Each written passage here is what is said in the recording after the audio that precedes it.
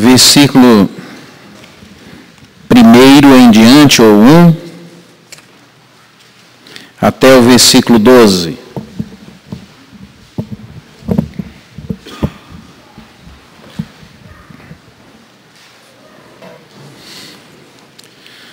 Eu vou fazer a leitura na nova tradução, na linguagem de hoje, por ser uma história, e nessa tradução ela tem assim um jeito mais interessante de contar. Então eu peço que os irmãos se coloquem em pé para lermos o texto. Esse livro conta o que Jeremias disse e fez. Jeremias era filho de Ilquias, um dos sacerdotes da cidade de Anatote, no território da tribo de Benjamim. Quando Josias, filho de Amon, estava no ano 13 do seu reinado em Judá, o Senhor Deus falou com Jeremias. E falou de novo quando Joaquim, filho de Josias, era rei. Depois disso, falou com Jeremias muitas vezes, até que o tempo em que o povo da cidade de Jerusalém foi levado como prisioneiro para fora da sua terra. Isso aconteceu no 5º mês do ano 10º, primeiro do reinado de Zedequias, filho de Josias. O Senhor Deus me disse: antes do seu nascimento, quando você ainda estava na barriga da sua mãe, eu o escolhi e separei para que você fosse um profeta para as nações. Então eu disse: ó Senhor meu Deus, eu não sei como falar, sou muito jovem. Mas o Senhor respondeu: não diga que é muito jovem, mas vá e fale com as pessoas. Quando eu enviar, diga tudo o que eu mandar. Não tenha medo de ninguém, pois eu estarei com você para protegê-lo. Sou eu, o Senhor, quem está falando. Aí o Senhor estendeu a mão, tocou nos meus lábios e disse: veja, eu estou lhe dando a mensagem que você deve anunciar. Hoje estou lhe dando poder sobre as nações e reinos, poder para arrancar e derrubar, para destruir e arrasar, para construir e plantar. O Senhor me perguntou: o que é que você está vendo? Um galho de amendoeira, respondi. O Senhor me disse: você está certo, eu também estou vigiando para que as minhas palavras se cumpram. Que o Senhor nos abençoe. Os irmãos podem se assentar.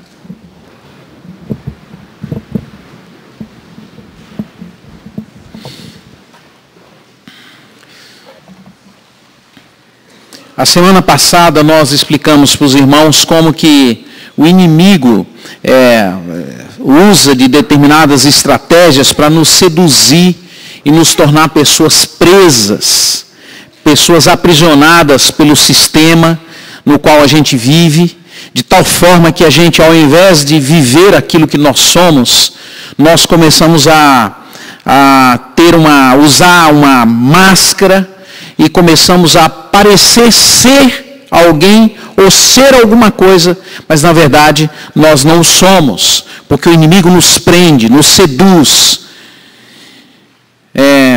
Hoje eu gostaria de compartilhar com você sobre como a gente pode desmontar essas armadilhas que nos levam para uma vida de hipocrisia, de mascaração, de não viver a realidade, de não se relacionar com a autenticidade, com Deus, com as pessoas e com a gente mesmo. A razão pela qual a gente se torna gente assim, como eu acabei de descrever, é porque nós somos pessoas muito vulneráveis às pressões que estão ao nosso redor e as pressões que estão dentro do nosso coração. E Satanás então utiliza essas duas coisas para nos impedir que a gente seja aquilo que nós somos. Essas pressões elas vão entrando no nosso coração. Uma das grandes,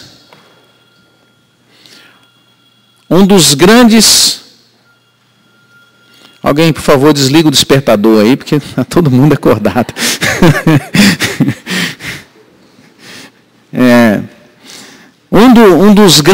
Das grandes pressões que a gente tem, elas são colocadas no nosso coração, lá no nosso passado, lá na nossa infância. E são carências que vão sendo colocadas dentro de nós e vão ficando na nossa alma e vão se enraizando em nós. E essas carências, quando elas não são supridas, elas se tornam, vamos dizer assim, um grande buraco na alma. E elas, quando a gente se torna adulto, essas carências vão sendo, aumentando a pressão em nós e nos cobrando altos juros na nossa vida. Eu chamaria que essas carências afetivas, emocionais, que foram instaladas em nós na nossa infância, são como uns agiotas assim da alma. Eles te dão alguma coisa ou deixam de te dar, e depois, quando você se torna uma pessoa adulta, ele vai cobrando aquilo de você e você passa a viver para pagar e para suprir aquela carência que você tinha lá na sua infância e que continuou na sua alma. Isto eu falo porque os agiotas só cobram juros abusivos quando você tem carência de dinheiro e os procura. Então é a mesma coisa, hein? Quando você tem carência no seu coração, na sua alma, você fica procurando coisas para preencher isso. E essas coisas que a gente procura são coisas que têm alto preço para ser pago quando a gente procura naquilo que é errado. Uma dessas carências, por exemplo, ou desses juros altos, é quando a gente vive para agradar as outras pessoas, né? Quando a gente vive procurando ter resultados que mostre para os outros aquilo que nós aparentemente somos. As cobranças nos obrigam a fazer determinadas coisas que a gente às vezes nem quer fazer. Eu vou dar alguns exemplos. Seus pais, por exemplo, eles só cobram de você para você morar com eles enquanto você não se casar, enquanto você não puder manter a sua vida. Depois disso, eles não vão mais querer que você fique lá. É normal isso na vida. Mas enquanto você depende dos seus pais, enquanto você não se casa, a tendência é você ficar com eles. O seu professor só vai pegar no seu pé se você for um aluno relapso, se você não fizer a sua parte. Você só pode ir a um lugar onde as pessoas bebem se você tiver capacidade de resistir ao cheiro do álcool, pelo menos. Senão, se você for lá, como você tem essa carência muito grande dentro da sua alma, do seu coração, da sua emoção, do seu corpo, quando você vê alguém bebendo, você não resiste, você quer beber também. Você só pode ir a um churrasco se você não tiver problema de colesterol e tiver capacidade para resistir a uma picanha cheirando e bem assada. Senão você não deve ir, senão você não vai aguentar. Se você não tiver autodomínio e autocontrole e tiver uma grande necessidade de comer picanha, você não vai conseguir ficar lá no churrasco. Isso geralmente acontece comigo. É assim que a gente vai sentindo na vida. Você só se sente bem com o que você tem, se você não se sente cobrado. Ou seja, você só se sente bem com as coisas que você tem, e isso é que vai impedir que você seja cobrado. Você só vai se sentir bem quando um irmãozinho compra um carro novo, se você se sentir bem com as coisas que você tem, e você não tiver mais essa carência de ter coisas. Se você só faz, se você precisa de alguém que fique te elogiando o tempo todo, significa que você tem uma carência no seu coração de elogio. Se você é dependente, se você é viciado em receber a opinião das pessoas, você vai ficar fazendo coisas para mostrar para os outros que você sabe fazer e que você pode fazer. A nossa natureza pecaminosa, o fato da gente ser pecador, e essa natureza pecaminosa ter danificado as nossas emoções, junta-se com a sociedade, com a pressão da sociedade, e o inimigo, isso vai nos levando a agir, a ir tomando decisões para mostrar para os outros, para aparecer. É por isso que a gente vai se tornando dependente e vai se tornando viciado nessas coisas. Nessas tipos de decisões. E é isso que nos impede, e vai nos impedindo a gente ser aquilo que a gente é.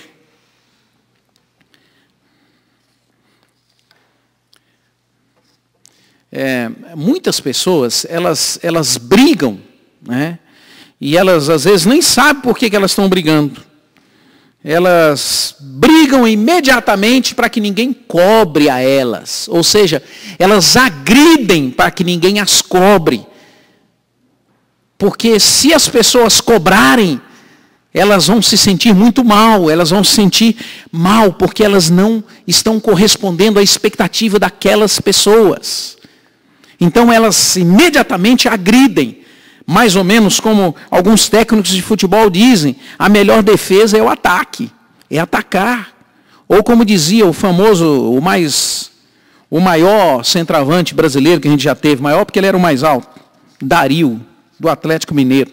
Ele dizia assim: não me venham com a problemática que eu já tenho a solucionática. Ou seja, não me falem de problemas, não me cobrem nada, porque eu estou pronto e já está tudo resolvido. E o buraco está no coração. Como é que isso vai se fixando em nós? Porque pessoas tão inteligentes tomam decisões tão absurdas. Porque gente tão sensível, às vezes é tão grosso com os outros. Porque tem gente tão rica, que é tão mesquinho, que controla tudo, que fica catando moedinha em tudo quanto é lugar para guardar no bolso. Por quê? Porque tem tanta gente boa, que parece ser tão boa, mas apenas usa as outras pessoas. Isso acontece porque a gente tem no nosso coração, e essas pessoas as quais eu descrevi, tem no coração delas determinadas coisas que as levam a tomar essas decisões. Elas nem gostariam de agir dessa forma, mas elas agem assim. Na maioria das vezes, as nossas decisões não são tomadas o nosso compromisso com Deus. As nossas decisões são tomadas pelas nossas emoções. E as nossas emoções fazem parte da nossa vida caída. E é por isso que nós erramos. E a gente não se dá conta disso, então a gente vai deixando as emoções nos dominarem. Então, num determinado momento, ao invés da gente agir de acordo com a palavra de Deus, a gente age de acordo com a nossa carência, com os nossos problemas emocionais, com as nossas angústias, com as nossas raízes emocionais que geraram fruto em nós agora que nós somos adultos. E é isso que vai atrapalhando toda a nossa vida. Eu quero fazer 4 considerações para você sobre isso. Sobre como isso acontece na infância e depois como isso se torna problema para nós quando adultos. Preste atenção. Na infância, e todos nós somos dependentes. A criança, ela nasce dependente, totalmente dependente. Ela fica 9 meses no útero da sua mãe e não tem nenhuma dificuldade em crescer ali. Ali ela é atendida, é ajudada, o calor, a temperatura é a mesma. Quando ela nasce, ela fica absolutamente exposta a uma situação absolutamente nova para ela e difícil para ela. E por isso ela se torna dependente da mãe. E é por essa razão que as mães precisam amamentar, carregar a criança, proteger a criança. Mas os outros seres, ou as outras criaturas, elas não são assim. Por exemplo, quando um pato nasce, gente, vocês que são mineiros e moraram no sítio, como eu, sabem disso. Um patinho nasce, ele já vai descendo o morro para ir para a beira do rio. É a natureza dele, é assim. A nossa não é, a nossa é dependência. É absolutamente dependente. O leão, quando ele acaba de nascer, ele já se levanta e já vai em direção à floresta. A águia, nos primeiros dias, ela já começa a voar, e voar sozinha. Mas os seres humanos não são assim. E muitos ficam nessa dependência e não conseguem superar essa dependência. E eles passam por privações, e eles não conseguem superar isso. Eles precisam de superar. Enquanto ela é bebê, ela precisa de alimento. Mas à medida que ela vai crescendo, que essa criança vai crescendo, ela precisa de outras coisas. Ela precisa de abraço, ela precisa de segurança, ela precisa de ser aceita, ela precisa de beijo, ela precisa de conversa. Porque agora a carência dela não é mais física só, é emocional, é na alma. Bem, Se essa criança, ou essas crianças, ou algum de nós não tivemos isso, o que vai acontecendo é que quando a gente se torna adulto, a gente fica perseguindo isso a vida inteira. A gente fica querendo abraço, a gente fica querendo beijo, a gente fica querendo ser aceito, a gente fica querendo ser bem recebido, a gente fica querendo ser acolhido por alguém. É por essa razão que há muitas meninas, adolescentes, procurando o peito de um pai para encostar a cabeça porque não tem em casa. É por isso que muitas pessoas, muitos seres humanos vivem o tempo todo à procura de um amor e trocam de parceiros e nunca encontram esse amor. É por isso que muitos homens são profundamente insatisfeitos com as suas esposas, porque nunca se sentiram valorizados, amados. Essa carência, gente, da qual eu estou falando, em segundo lugar, ela provoca muita dor em nós. E quando a gente não encontra caminhos para superá-la, essa dor vai nos tornando pessoas absolutamente doentes. Muitas crianças, muitos de nós nunca fomos valorizados pelos nossos pais. Muitos de nós não tivemos os nossos primeiros passos acompanhados pelos nossos pais. Foram ignorados. Muitos não reconheceram, muitos estão aqui e conquistaram muitas coisas. Os seus pais não reconheceram neles. Ou não viram vocês conquistando as coisas que vocês conquistaram. E isso gera dor. Muitos foram abandonados, alguns foram doados, alguns, talvez entre nós hajam pessoas que tenham sido violentadas, porque os pais as entregaram para o mundo. E isso traz dor no coração, isso gera muita dor. Então muitos, depois de adulto, passam a vida toda reagindo e agindo em função desses acontecimentos, desse abandono, desse desprezo que receberam dos seus pais. Criança, quando tem fome, ela luta para comer. Eu sou pai de 13 e vi isso acontecer. Quando eles têm fome, eles lutam, eles falam, eles choram. Primeiro eles choram, depois eles aprendem a falar. É um dos motivos pelos quais a criança mais aprende a falar, porque ela tem fome. E as primeiras palavras que ela fala, geralmente é a palavra da mãe, porque é a mãe que alimenta. Então, é por aí que começa. E eles aprendem a chamar a mãe. A criança chora, reclama, faz birra. E ela só fica tranquila quando ela é atendida. Mas quando ela não é atendida, ela também vai ficando subnutrida e vai ficando calada. Criança também busca afeto, ela não busca só alimento. Ela faz de tudo para ter afeto. É por isso que ela pede, é por isso que ela chora porque ela quer ser abraçada. É por isso que ela reclama porque ela quer ser abraçada. É por isso que ela briga, e faz birra, e faz coisa para chamar atenção. Porque ela não quer se sentir rejeitada. E quando essa criança se torna adulta, ela veste máscaras. Se ela foi bem tratada, com afeto, ela passa a ter uma vida normal. Mas se ela não teve afeto suficiente, ela começa a mascarar a vida e a fazer coisas para ter afeto, para receber afeto. E outros passam a viver na solidão e começam a dizer, eu não preciso nada disso, eu estou resolvido na minha vida. A terceira consideração sobre como isso se enraiza em nós ou acontece na nossa infância é porque quando nos tornamos adultos, nós negamos as nossas carências. A gente não assume isso. Nós criamos argumentos. Nós damos desculpas para a nossa carência.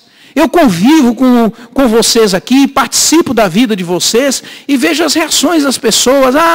Eu sou assim porque eu estou estressado, estou nervoso porque eu estou estressado. E você tem dificuldades. Eu não vou falar nada porque eu sou imigrante. Olha, lá na minha casa o culpado não sou eu, é ela. É ela que não me apoia. A culpada é a igreja que não cuida da gente. E de vez em quando sobra até para mim. Culpado é o pastor.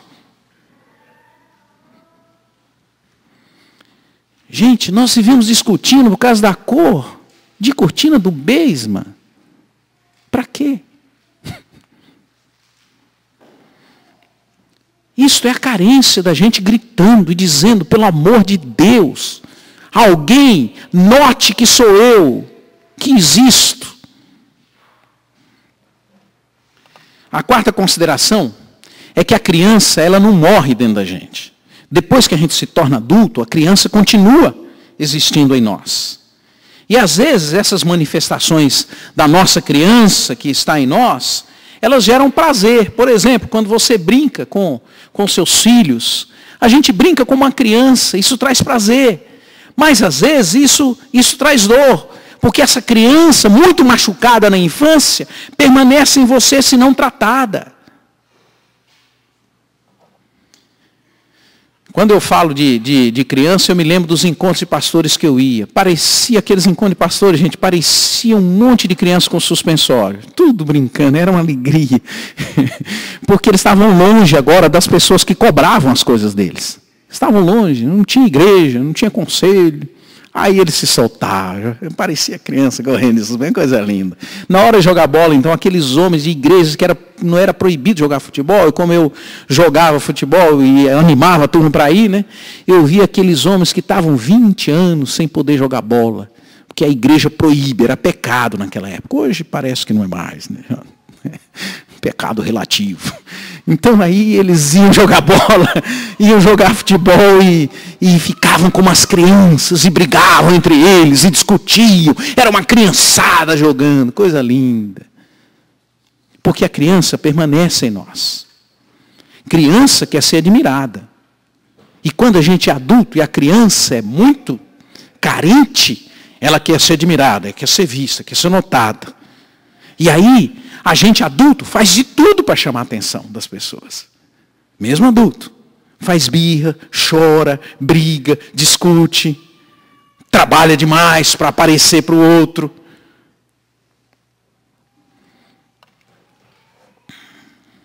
Você fica magoado com pouca coisa, que a criança está falando ainda.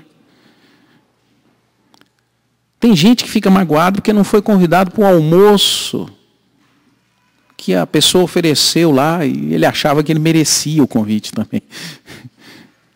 Tem gente que fica magoado porque alguém não cumprimentou a ele aqui na igreja. Faz biquinho. Não falou comigo. Estou bravo. Você é a criança que está aí dentro de você. Você é a criança carente, abandonada, rejeitada, que ainda fala dentro de você. A maioria das pessoas reagem assim, todo magoado. E uma outra parte mascara isso. Eu sou espetacular, eu me basto, eu sou sensacional. Eu não preciso de ninguém, eu não preciso de abraço, eu não preciso de amizade, eu não preciso de elogio. E vai vivendo isolado. O problema é que isso vai fazendo com que você vá adoecendo cada vez mais. E se Deus não tratar, provavelmente você vai ter grandes crises na sua vida. A pergunta é, o que fazer com isso? E quando a gente se torna adulto, a gente começa a travar uma luta. Agora, eu quero explicar para vocês a luta dessas carências. Como eu expliquei a semana passada, todos nós precisamos de segurança e significado. E a segurança e o significado, ele passa por três coisas importantes. Primeiro, sobre a segurança. A criança precisa estar segura. Ela precisa ter um lugar quentinho para ela viver. Ela precisa ter pessoas para ela confiar. Alguém que lhe dê carinho. A maioria das famílias não oferecem isso para os seus filhos. Oferece o lugar quentinho, mas não oferece o abraço, não oferece o carinho, não oferece atenção, não oferece orientação. E é por essa razão que as crianças sofrem. Muitas crianças convivem em lares que os pais ficam brigando o tempo inteiro. E por isso não tem tempo para eles. Muitas crianças convivem em lares que os pais são tão preocupados com o dinheiro que eles não são ninguém na casa e eles não têm a menor importância. Por isso eles fazem de tudo para chamar a atenção. A maioria das crianças não se sentem protegidas. Crescem desconfiadas. Será que o meu pai gosta de mim? Será que minha mãe gosta de mim? Será que os meus familiares realmente gostam de mim? Se viveram isso com muita intensidade, então quando essas pessoas se tornam adultas, elas vão buscar segurança em alguma coisa.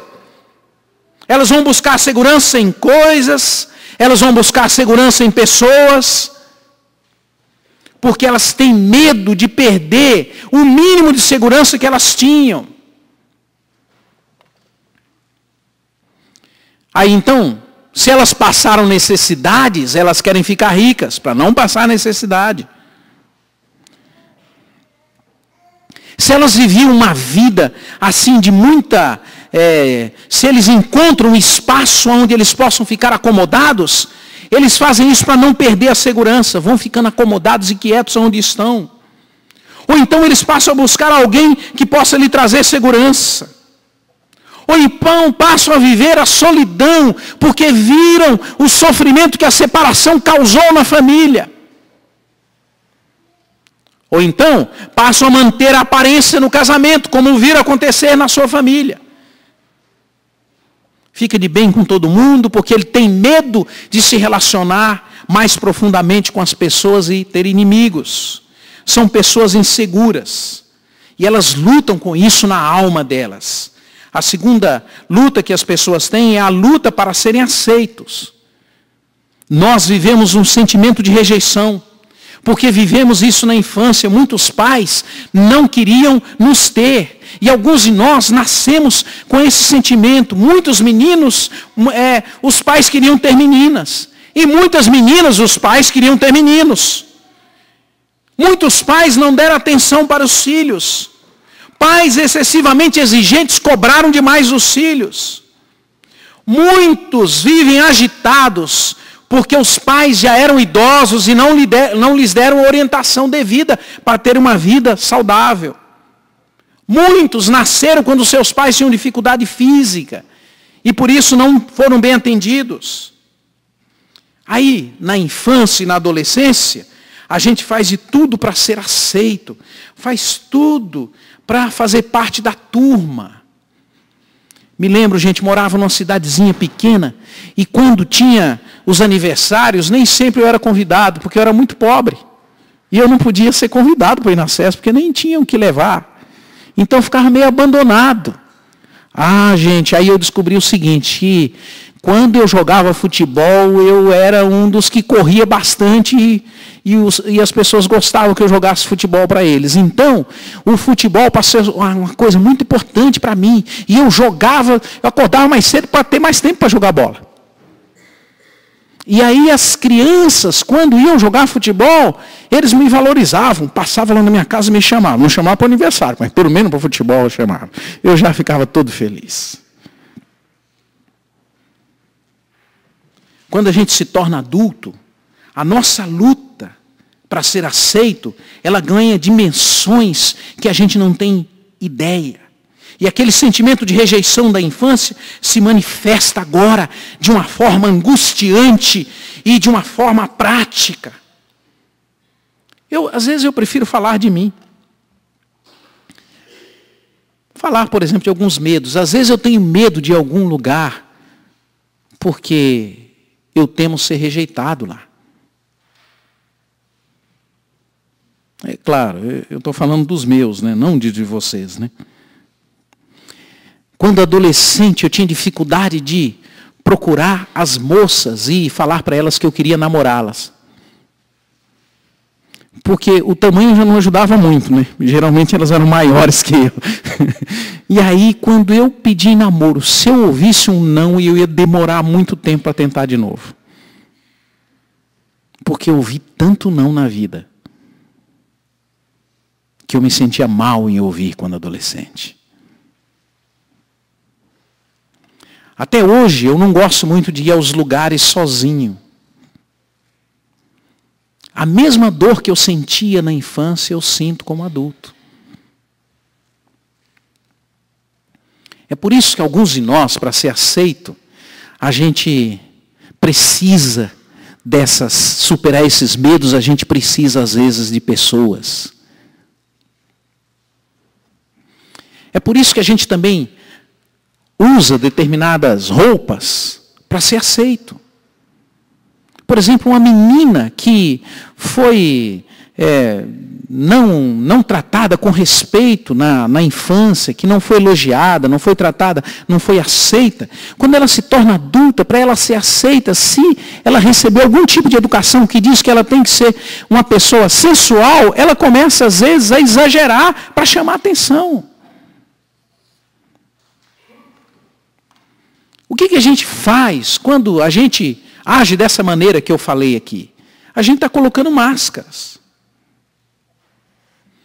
Você acha que eu falo desses medos que eu falei para vocês e todo mundo? Você acha que se alguém perguntar para mim se eu tenho medo de algum lugar sozinho, eu vou chegar para ele e dizer, eu tenho mesmo? Não, o que eu faço? Eu procuro alguém para ir comigo. Você não quer ir comigo lá? Vai ter tal coisa lá. Vamos comigo? Eu estou só dando esse exemplo para você entender o que acontece com a gente. E estou dando o meu exemplo. O seu pode ser outro.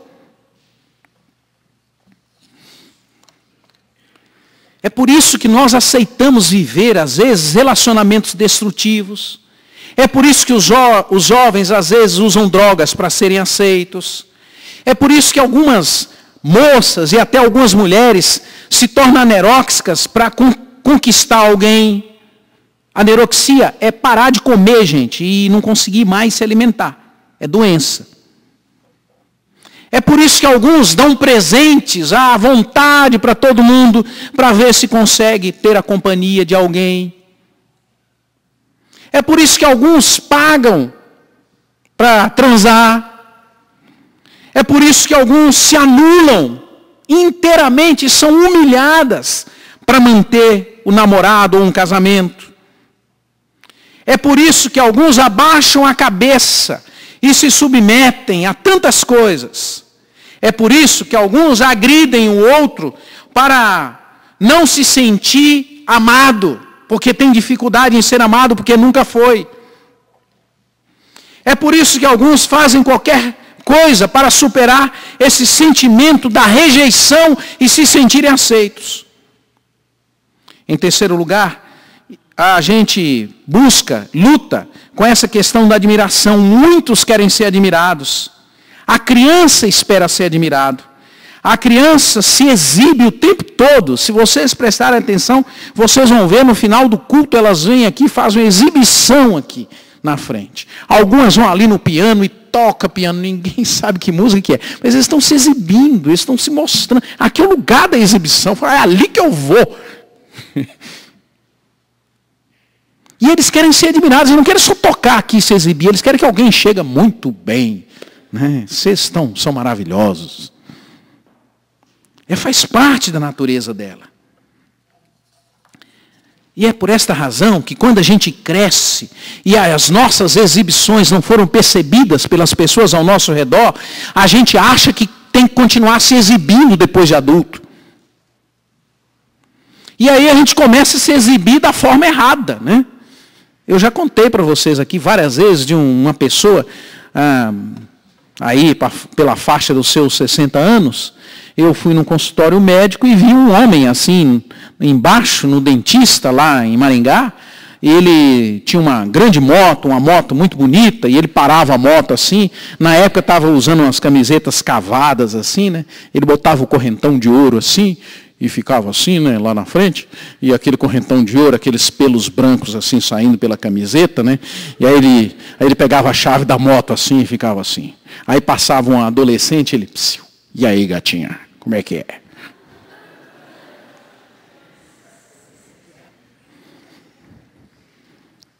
Está se exibindo da forma errada. A criança dele nunca foi atendida. Uma imaturidade. A criança espera um sorriso, a criança espera um abraço, e ela vai fazendo para receber isso. Se ninguém faz isso com ela, ela espera pelo menos ser repreendida.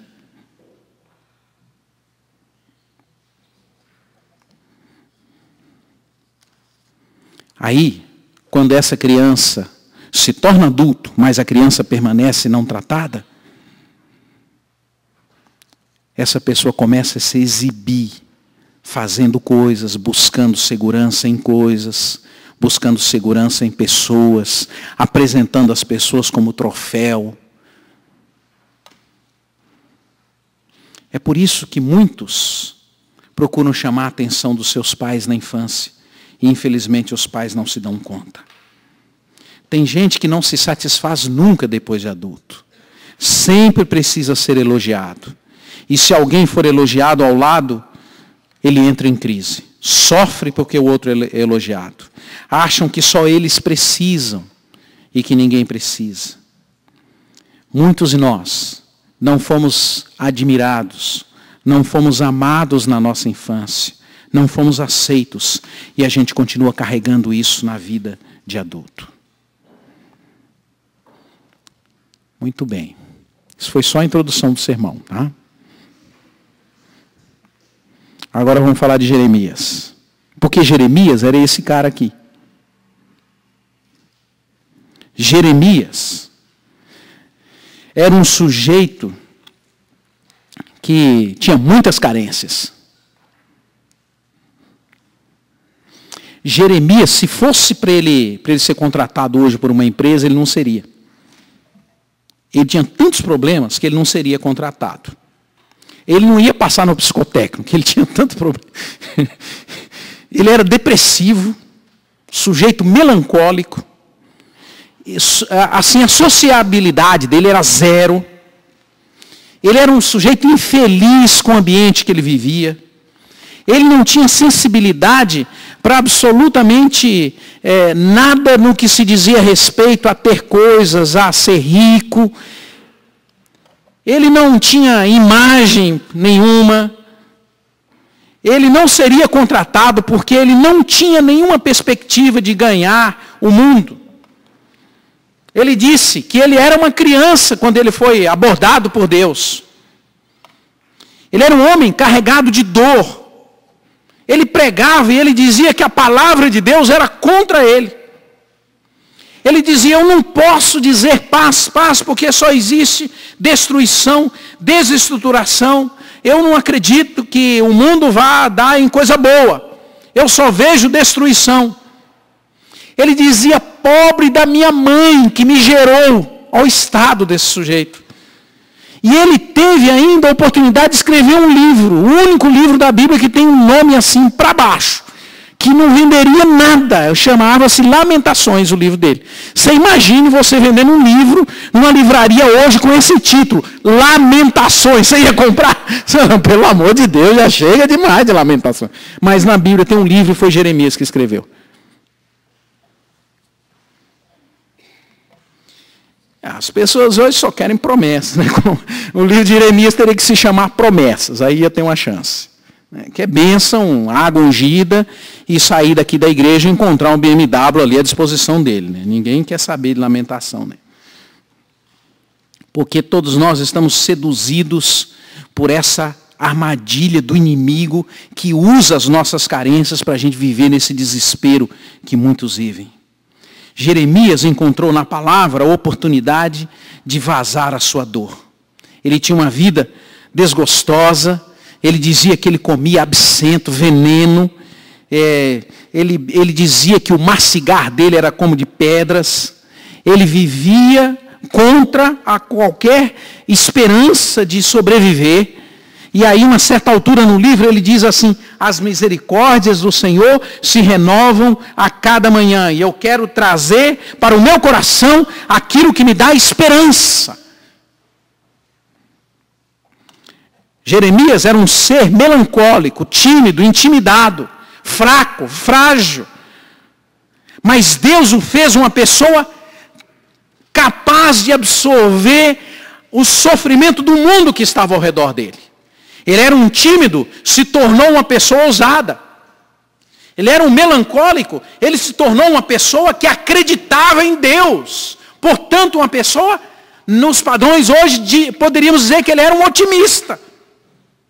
Ele era um sujeito voltado para si mesmo. Ele se tornou alguém agora que exteriorizava, abria o seu coração. Jeremias é um clone de cada um de nós. É um modelo para a gente aprender. Jeremias era tímido e fraco, mas Deus faz dele a sua voz para anunciar a profecia. Primeiro aspecto de Jeremias, depois de dito essas coisas sobre ele, é que ele tinha uma missão em glória. Sabe por quê? Jeremias era profeta. E o pai de Jeremias era um sacerdote. E o sacerdote, ele andava junto com o rei. E o negócio do sacerdote era agradar o rei. O sacerdote buscava segurança no rei. O sacerdote queria ser aceito pelo rei e pelo povo. E Jeremias trabalha ao contrário. Tinha uma missão de anunciar coisas contra o rei, contra o sacerdote. E ele conseguiu com isso colocar todo mundo contra ele. O texto diz que ele iria arrancar, destruir e depois edificar e plantar. Profeta e sacerdote nunca se deram bem, mas a tarefa de Jeremias era se voltar para aquilo. E ele vai pregar contra aquilo que o seu pai ensinava. E isso mostra a maneira soberana como Deus age na vida das pessoas. Ele era um filho diferente, esquisito para aquela época. Jeremias era um filho que o pai dele não queria assumi-lo. Como muitos fazem hoje. Ninguém quer assumir os filhos. Muito menos aqueles que têm mais dificuldades. Mas também ninguém influencia mais a vida de alguém do que um pai. E Jeremias vai além dessa falsa segurança. E a voz de Deus então se torna segurança para Jeremias. A voz de Deus deu significado à vida de Jeremias. Jeremias experimentou a palavra de Deus na solidão. Se vocês lerem aqui, vocês vão ver que tem 3 reis envolvidos na vida de Jeremias. E ele passou muitos anos sem ser compreendido. Ele foi maltratado, desprezado. Ele foi abandonado, preso, jogado num poço. Mas ele dizia o seguinte, que se ele não cumprisse aquela missão para a qual Deus o havia chamado, os seus ossos queimariam. Ou seja, ele tinha uma voz no peito que dizia assim para ele: você, Jeremias, é meu filho, mesmo que todos o abandonem. Em terceiro lugar, Jeremias era um homem que vivia contradições. Ele tinha a sedução divina na alma. Deus o havia seduzido, ganha o coração dele. Ele mesmo diz: tu me seduziste e foi seduzido por tua palavra. E ao mesmo tempo, ele tem na alma um lamento, como eu expliquei, ele escreveu um livro de lamentações. Então ele vivia a contradição entre fazer as coisas que Deus esperava que ele fizesse e a alma dele que sofria, trazia as carências da infância dele por dentro. Em quarto lugar, Jeremias assumiu uma missão porque Deus falou com ele. No texto lá diz que, no versículo 11, no versículo anterior fala de arrancar e plantar, e no versículo 11 fala que Deus estava mandando ele falar, e aquelas coisas que ele iria falar iriam acontecer. Ele manda arrancar e manda plantar. Ele diz que, olha, o que você está vendo, a amendoeira, assim como você vê essa amendoeira, que era a árvore que surgia no verão entre os hebreus, você vai ouvir a minha palavra, e a minha palavra vai se cumprir. Eu velo pela minha palavra. E daí? O que tem isso a ver comigo, pastor? Primeiro, eu quero que você saia daqui sabendo o seguinte, que Deus não escolhe gente perfeita, porque não existe gente perfeita. Deus escolhe pessoas como eu e você, pessoas carentes. pessoas que trazem da sua infância muitas marcas, muita dor, muito sofrimento. A graça de Deus é quem escolhe. E tudo que Deus faz é pela graça. Deus é livre, é divino, é por isso que Ele escolhe alguns como nós. É por isso que Ele escolhe pessoas imperfeitas. É por isso que Ele nos escolhe para que a gente encontre significado e segurança nele. Jeremias dizia, eu não sou ninguém. E Deus vem e diz, você é, porque eu quero que você seja. E em mim você vai encontrar identidade, identificação. Eu sou Deus e eu escolhi você. Não importa o que você tem na sua alma, o que você tem no seu coração. Sabe por quê, Jeremias? Porque todo Jeremias um dia foi Jerê. Todo João um dia foi Jota. Todo Ezequiel um dia foi Miel. Todo Manuel um dia foi Mané. Todo José um dia foi Zé. Não o marido da Maria. Ninguém passa pela vida sem passar por situações difíceis e humilhantes. Ninguém passa. Ninguém vai ser alguém para Deus se não for ninguém para o mundo e para Ele mesmo. E Deus não brinca, Deus escolhe quem Ele quer.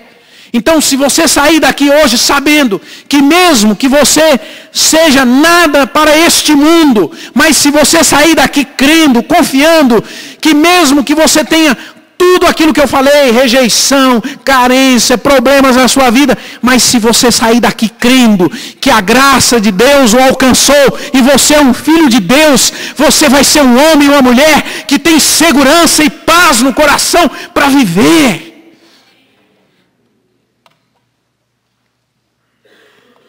Mas o que nos impede de ter essa paz, essa segurança?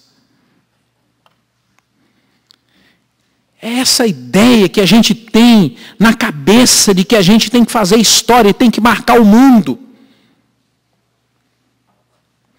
Que a gente vai marcar, vai ser aceito, vai ser admirado, vai ter segurança quando as pessoas nos disserem.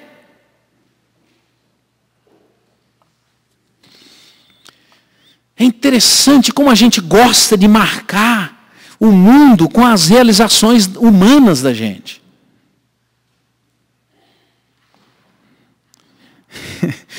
Tem gente, eu já vi isso acontecer, quando você ia nas cadeias, visitava alguém lá, a gente via, a pessoa guardava um recorte de jornal de quando ele saiu no jornal porque ele cometeu um assalto. Ficava feliz.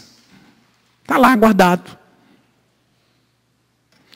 Do mesmo jeito que tem gente que fica feliz quando o nome dele aparece na coluna social. Jeremias foi um menino, era um adolescente, mas ele ouviu a palavra de Deus. Ele acreditou no chamado de Deus que Deus havia lhe dado. Ele acreditou e deixou aquilo entrar no coração. Mas durante 4 séculos, Jeremias foi um anônimo, não era ninguém. Ou seja, para o mundo ele não tinha nenhum significado. Para as pessoas ele não tinha nenhum valor. É essa mensagem que ele traz. É que se você crê em Deus, a voz dele estiver em você, você vai ter uma missão, você vai viver, você vai fazer. É a graça de Deus que fala com Jeremias. É a graça de Deus que fala com você. É a graça de Deus que fala comigo. É a graça de Deus que fala com o Zé, com o Mané e com o Teco. É a graça de Deus que fala. E é por isso que Jeremias, no caso dele, houve toda aquela revolução e aquela perseguição. Porque ele acreditava no que Deus falava e não naquilo que as pessoas lhe falavam. Ele, apesar de não ser reconhecido e não ter feito nenhum sucesso naquele momento, ele entrou para a história, porque ele cumpriu o papel para o qual Deus o havia lhe chamado. A maioria das pessoas procuram coisas para aparecer e não para ser. E é por essa razão que eles ficam lutando e sofrendo. A segunda coisa que eu gostaria de que você soubesse é que muitos de nós, infelizmente, não cremos no Deus da graça. Eu vou explicar isso para você. Tem gente que acha que Deus só escolhe os melhores. E é por essa razão que são tão infelizes. Porque não acreditam neles mesmos, não acham que eles são pessoas pecadoras e que Deus pode escolher. Elas acreditam naqueles que são os melhores. Ah, Deus só escolhe os melhores, então você não está crendo em Deus. Isso me faz lembrar a história de Amadeus, aquele filme. Eu acho que vocês deveriam assistir esse filme de vez em quando. Salieri, Amadeus, convivia com Mozart. Mozart era um fenômeno da música. Mas Salieri era todo certinho, todo perfeito. Era rico, era religioso, ele ia à missa, ele tocava, ele estava envolvido com a corte, andava entre os palácios. E Mozart era o contrário. Mozart era um músico e se dedicava só à música, e só se importava com a música, e o foco de Mozart era a música. E o de Salieri era aparecer, era vender uma imagem, era mostrar que ele era bom. Mas por dentro ele morria de raiva de Salieri, e morre angustiado, amargurado, sozinho. É por isso que você tem que lembrar que a graça de Deus alcança pessoas como eu e você, que não somos nada. Pessoas que foram massacradas na vida, pessoas que foram humilhadas, pessoas que continuam sendo humilhadas. Deus vem e nos alcança e nos traz vida. Assim como Jeremias, Mozart só ouviu uma coisa, a música. Jeremias só ouviu uma coisa, a voz de Deus. E disse para Deus: eu sou um menino. E Deus disse: mas você vai fazer aquilo que eu estou mandando, porque para mim você tem significado. Ele não ficava olhando para Deus e dizendo: ó Deus, tem misericórdia de mim. Ó Deus, faz de mim um grande profeta. Ó Deus, faz de mim um grande pregador. Ó Deus, faz de mim o presidente desse país, para eu livrar esse mundo das coisas que ele vai viver. Não. Jeremias só estava ali para chorar e dizer aquilo que Deus mandava ele dizer. Ele chorava e dizia. Ele sofria e cumpria o propósito de Deus na vida. Se você não crê no Deus da graça, você vai ficar a vida inteira orando para Deus fazer de você uma grande pessoa, uma grande esposa, um grande marido, um grande homem, um ricaço. Agora, quando você crê na graça de Deus, você vai dizer: Senhor, está tudo problemático aqui do meu lado, mas eu sou o teu filho e vou fazer o que eu tenho que fazer, que é amar, perdoar, abraçar, servir, ser bênção nesse mundo. Se você não crê no chamado de Deus, você não vai fazer diferença nesse mundo. Você pode ter o que você tiver, você vai ser mais um.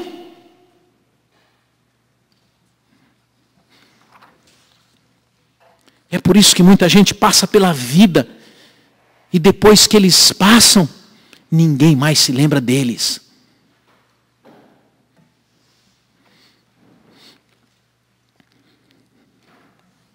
Meu irmão, esqueça que esse homem aqui era Jeremias. Vocês têm uma ideia de Jeremias como sendo um profeta. Ele era um pobre coitado.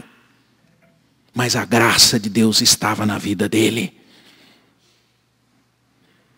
Existe um plano, uma voz, uma vocação para a sua vida antes que você viesse ao mundo, assim como existiu para Jeremias. Antes de você nascer eu te conhecia. Ah, que coisa maravilhosa.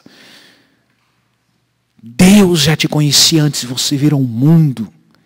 E você acha que Ele planejou você para você ficar brigando, para você ficar adoecendo atrás de dinheiro, para você ficar desesperado. Antes de você vir ao mundo, Ele te conhecia.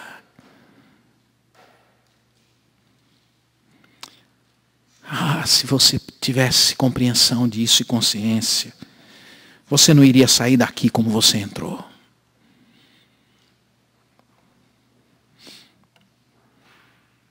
Jeremias só entrou para a história 400 anos depois. mas ele tinha uma missão singular e histórica. Todos nós temos uma missão na vida.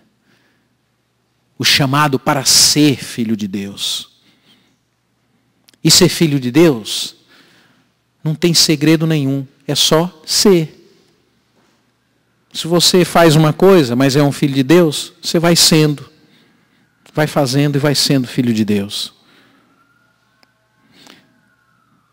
É ser além do significado que esse mundo dá. E é isso que nos torna diferentes. Eu gostaria que você saísse daqui sabendo que você tem uma missão. Que antes de você nascer, Deus o chamou para essa missão. Em segundo lugar, eu gostaria que você saísse daqui sabendo que nós somos muito menos por nós mesmos do que podemos ser em Deus. O verso 6 diz que Jeremias fala que ele é o menino e Deus diz, mas você vai plantar, vai edificar, vai fazer. Quando você age por você mesmo, você é menos. Quando você persegue o seu projeto de vida que você tem na cabeça, você é menos. Quando você fica tentando realizar-se nessas coisas daqui da terra, você é menos. Mas quando você está em Deus, em Cristo, você é muito mais. O grande significado da vida é a gente ser aquilo que Deus quer que a gente seja. É isso que vale a pena. É por isso que muitos de nós nos vemos obrigados a correr atrás de sonhos dos nossos pais, sonhos das outras pessoas. Se perceba diante de Deus. Você é um filho de Deus. A pergunta que a gente faz hoje é: quem sou eu para minha mãe? Quem sou eu para minha namorada? Quem sou eu para minha esposa? Quem sou eu para o meu marido? Quem sou eu para a igreja? Mas a pergunta que Jeremias fazia era: quem sou eu para Deus? Em terceiro lugar, eu gostaria que você saísse daqui acreditando que você foi feito único e singular. E que existe uma marca em você que é sua, única. Um profeta, Deus põe uma marca nele, palavras para ele falar. Você já parou para perguntar se existe algo na sua vida que é inédito em você? Que existe algo em sua vida que marca a sua vida? Ou você acha que é o carro que você tem que vai fazer a diferença, que vai marcar você? Ou você acha que é pelo fato de você ter comprado uma casa aqui na América que vai fazer você diferente? O que nos torna diferentes é a consciência de que nós somos filhos de Deus e que temos a marca dele na nossa vida. É por isso que as pessoas, ao invés de orarem para Deus e transformando a vida deles e a marca deles se ampliar na vida, as pessoas oram para se adaptar aqui na terra. As pessoas oram mais ou menos assim: Senhor, torna-me capaz de ser igual às outras pessoas daqui da terra e me tornar uma pessoa rica. Nós oramos, a maioria de nós oramos: Senhor, eu te agradeço, porque agora eu já estou adaptado aqui na América. A maioria das pessoas ora e agradece: Senhor, te agradeço porque eu sou assim, um cara legal, bonito, e agora rico, e estou bem comigo mesmo. Você vai ser mais um. Não vai fazer nenhuma diferença no mundo. Você só entra para a história quando você se acredita marcado pela graça de Deus. Porque daí aqueles que vierem depois de você vão ouvir aquilo que você é, aquilo que você fez de uma forma natural e normal. Vazou pela sua vida, pelos poros, a graça de Deus. Você alcançou seus filhos, você alcançou a família, você anunciou Jesus, você deixou a semente na terra. É isso que faz a vida ter significado e sentido. É isso que me faz levantar amanhã e vir aqui na igreja para atender as pessoas. É isso que me motiva para viver. E é isso que deveria fazer você se levantar amanhã para ir trabalhar. Fazer o que você tem que fazer. É porque você tem a marca da graça de Deus na sua vida que amplia a cada dia mais. E eu quero encerrar dizendo para vocês que o que nos dá significado não é a autossuperação, mas é a autoentrega ao Senhor. Tem gente que pensa assim, não, eu vou ser uma pessoa importante, vou ser aceita, vou ser bem recebida, se eu conseguir isso, aquilo, se eu me autossuperar, se eu vencer, se eu me tornar isso, tornar aquilo, se eu conseguir isso ou aquilo. Não, o que dá significado na vida, gente, é você ir para o Senhor e dizer, Senhor, estou aqui para viver e cumprir a vocação para a qual o Senhor me chamou. E o Senhor me chamou para ser pai, eu vou ser um pai debaixo da tua graça. O Senhor me chamou para ser marido, eu vou ser um marido conforme a tua graça. O Senhor me chamou para ser alguém que serve lá na igreja, vou fazer isso conforme a sua graça. O Senhor me chamou, agora essas outras coisas que eu faço aqui na terra, elas vão me dar o sustento, vão me dar o conforto, mas elas não vão ser as mais importantes na minha vida. Eu quero viver pela tua graça. Me entrego, Senhor, usa-me para a tua graça. E quando eu estiver limpando uma casa, que eu seja bênção ali para aquela pessoa. Quando eu estiver pintando uma casa, que eu seja bênção ali. E que a graça de Deus se manifeste em mim. Mesmo que haja sofrimento, mesmo que haja dor, mesmo que eu tenha um coração melancólico, mesmo que eu seja uma pessoa entristecida, mesmo que eu seja marcado no meu passado, mesmo que alguém tenha abusado de mim, mesmo que alguém tenha me agredido, me ofendido, eu sou um filho de Deus e vou me entregar cada vez mais a Ele a cada dia, e Ele vai me tirar cada vez mais dessa situação triste que eu vivo.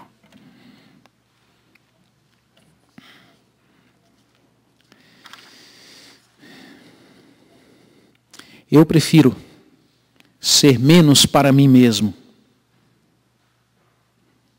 e estar em Deus. Eu prefiro ser menos para aqueles que estão perto de mim, mas ser em Deus. Eu prefiro ser menos para os meus filhos, mas ser para Deus. Eu quero ser para Ele. Porque sendo para Ele, eu vou ser para os outros. Eu vou ser bênção. Eu vou ser alívio. Irmãos, queridos irmãos, Jeremias era o pai da depressão. Ele não era um gladiador.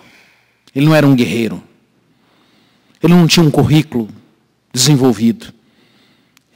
Não ia passar nem no psicotécnico. Era cheio de doenças. Talvez um maníaco depressivo. Mas fez a história. Fez a história porque se entregou ao Senhor e creu no Deus da graça, que escolhe os frágeis, os fracos, os quebrados, os que se humilham. E é isso que faz a diferença na vida. Eu quero te convidar para você orar comigo. Quem sabe, que pese ter sido longa essa palavra, Deus falou ao seu coração. Deus te levou lá para a sua infância. Saia daqui hoje crendo que você é um filho de Deus. Saia daqui crendo que Ele te chamou, que Ele te conhece antes de você ter sido formado. Saia daqui crendo que gente sofrida pode ser usado para a glória de Deus.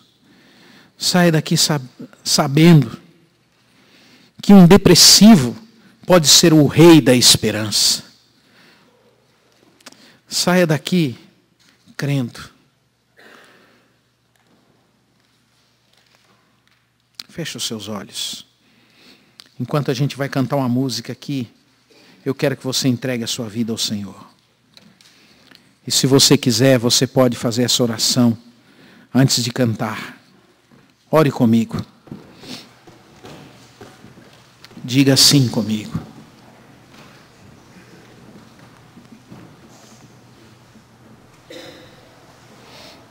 Senhor, obrigado por tua palavra, Senhor. Obrigado, Senhor, porque o Senhor vem e me ensina que o Senhor me escolheu antes mesmo de eu vir a este mundo. Que o Senhor já me conhecia e que o Senhor conhece a minha vida. Obrigado, Senhor, porque assim como nasceu a esperança no coração de Jeremias, porque o Senhor o alcançou, naquele coração depressivo, machucado, dolorido, mas o Senhor fez dele um homem novo.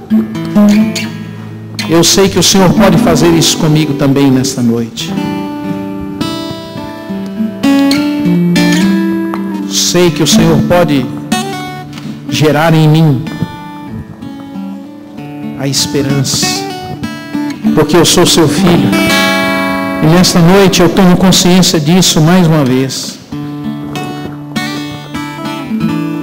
Por isso, Senhor, mesmo que eu em alguns momentos me sinta tão triturado, tão esmagado, tão diminuído, tão humilhado,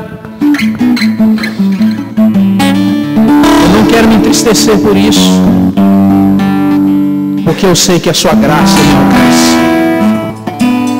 Nessa noite, Senhor, eu tomo consciência que o Senhor me alcançou e me viu. Então peço que o Senhor transforme a minha vida. Peço que o Senhor faça com que a minha vida tenha sentido. E que eu não precise mais ficar procurando significado em pessoas, procurando ser aceito por ninguém,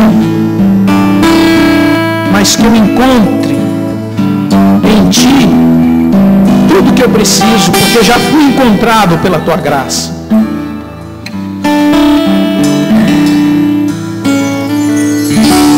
Vem, Senhor, me dá consciência que há a Tua marca na minha vida, que eu sou o único nesta terra, e que com todas as minhas dores o Senhor me alcançou. Então eu quero ser bênção, eu quero viver para a Tua glória, quero ser bênção para os meus amigos, para as minhas amigas, quero ser bênção para a minha família. Senhor, quero ser bênção para os meus filhos, para a igreja, para os irmãos. Transforma, Senhor, a minha vida.